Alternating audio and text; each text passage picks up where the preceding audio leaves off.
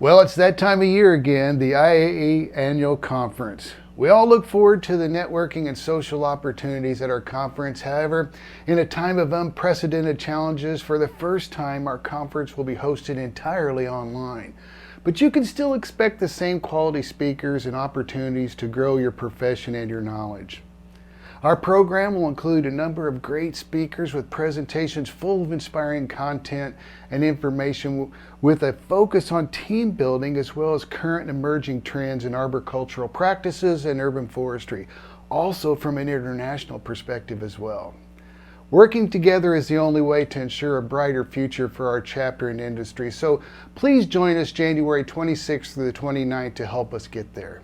Now, to be able to access the conference website, you'll need to register in advance, and that information will be available on our IAA website and through social media such as Facebook.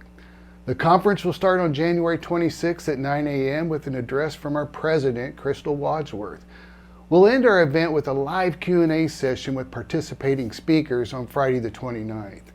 Events within the conference platform will continue throughout the 4 days with plenty of CEUs and CCHs for our arborists and applicators. Check our website for event registration and details on the conference platform.